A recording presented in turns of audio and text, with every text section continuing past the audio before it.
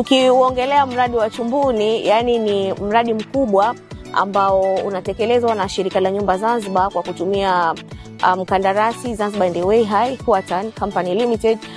Ni kampuni ya Kichina ambao tunashirikiana nao katika kusimamisha mradi huu. Mradi huu utakuwa na nyumba za makazi zipatazo 3,000, lakini tutafanya kwa awamu.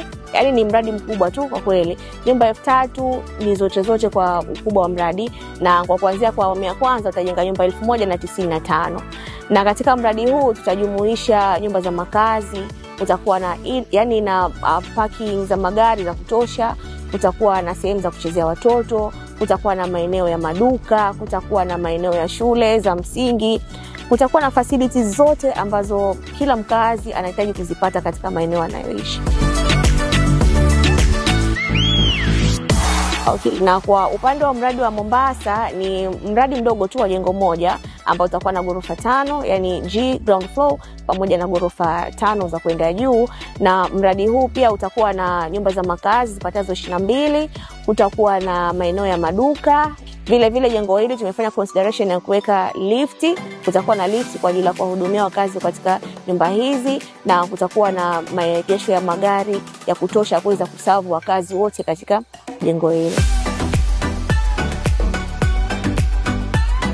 Vile tuna mradi mwingine wa Kiembe Samaki ambao nao ni nyumba za makazi pamoja na maeneo ya biashara, na pia kutakuwa na maeneo ya kupakia magari na bustani ili kuweza kupendezesha eneo la makazi.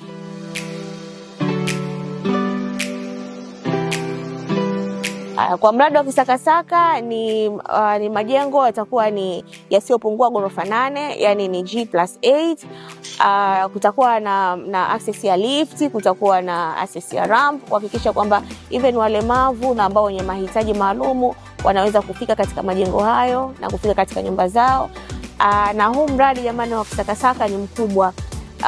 Kama tulivyosema kwamba kuna Kisakasaka A, B, C na D. Kwa hiyo kutokana na ukubwa wake tumeona tuuite kama ni Mwinyi Housing Scheme, kwa sababu kutokana na ukubwa wake, na vile ndani tunaona kwamba Mheshimiwa Rais amekuwa ni kiongozi mwenye kuacha alama katika kila eneo, kuanzia kwenye mabarabara, shule, mahospitali na maeneo mengine yote. Vile katika makazi pia amekuwa ni mwenye kuacha alama pia, kama tunavyoona magorofa kila mahali.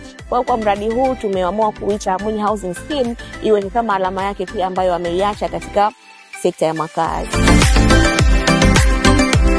Na kwa kusema hayo, mimi ni ZHC.